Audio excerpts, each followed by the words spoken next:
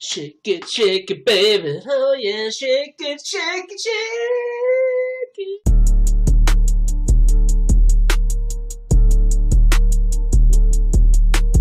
Current lightweight champion Islam Makhachev is going to move up to the welterweight division to face Jack Della Maddalena. UFC 317 International Fight Week, June 28th. You all know Ilia Topuria, undefeated, 16-0, vacated his featherweight title. And now he's moving up to lightweight, and he will face former lightweight champion and number 2 ranked Charles Oliveira for the vacant lightweight title.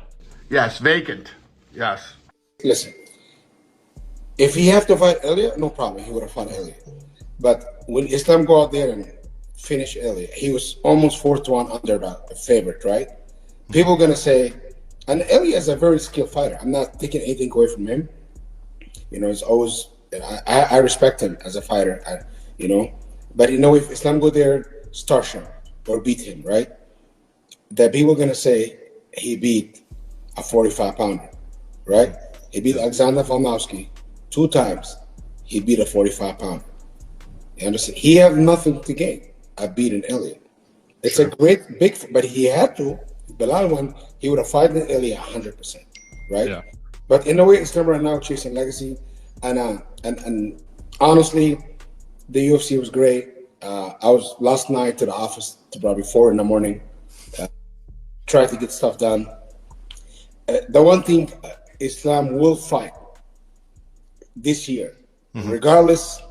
Maddalena injured, not injured, hurt. This is the word that was given to me by Hunter, by Dana, by everybody. He said, Jamal Hill has got injured. We vacated him. Islam will fight for a title. And these guys give their word is gold to me. They always, whatever they say, they do. And he will fight someone. It can be anybody, but Jack Maddalena, the champion, congratulations. Islam will fight him. But Jack is not ready. This belt will be Islam will fight for the belt, not an intra belt, for a real UFC belt.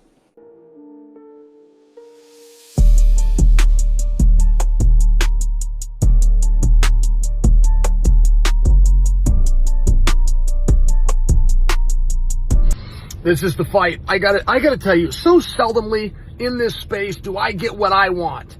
It just doesn't go my way. From the moment I heard Ilia Topuria was coming up to 155 pounds, the fight was Ilia versus Charles, which, by the way, Sarukian needs to be considered for the winner. Like, before we ever get to Islam, and Islam made it very clear, he didn't want to be in the division. I mean, Islam has never asked us for anything as a community other than that we give him a shot to not have to beat the scale anymore. So let Islam go. He did his time. Let Ilia move up. Charles is the right opponent, and I will view the winner of that as the world champion.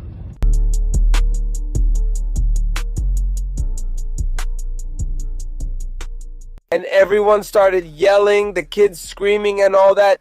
Training had just ended and so on. I grabbed the phone, saw thousands of messages, went straight to Diego. That's it. Let's go. We're ready. 46 days. 46 days for this belt to return where it never should have left. We'll focus on what matters, stay sharp, and make it happen. I'm not fixated on their moves, but on what we can bring and take. My team will map out Tupola so we can plan our game. My focus is what I'll bring to the fight. We're more than ready and prepared for this fight, right? Tough opponent, but I know my power. I'll go all in, fulfill my promise, and get that belt.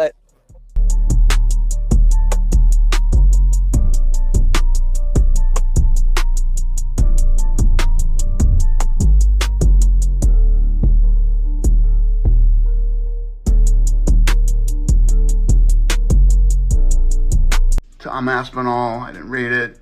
I told you guys already, we'll get Aspinall versus Jones done. Jon Jones versus the heavyweight fight will happen. Just relax. I'll announce that soon. I think he just seems like a pretty big guy. Yeah. I think he'll be all right. Yeah. You think he'll stick around at 170, or do you think it's just... I think he'll be one fight, and then he'll probably have to go back down. Because of how it'll go? Yeah.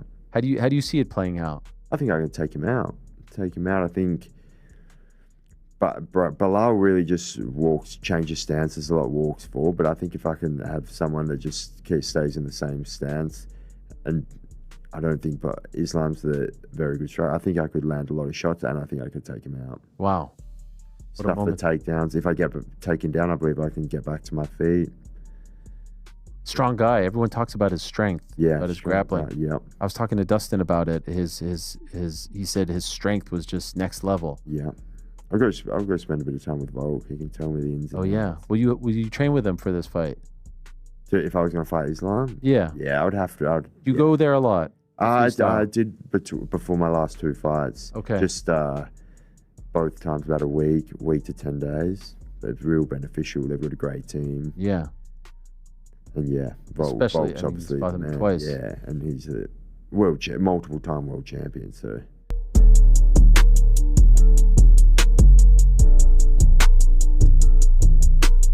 That wasn't going to be the way.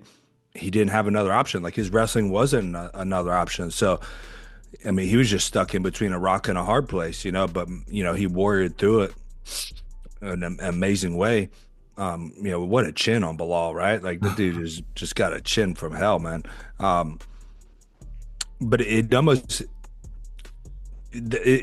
almost an irrelevant question, to be honest, because it didn't matter what his game plan was. Like Jack had an answer for everything that he did.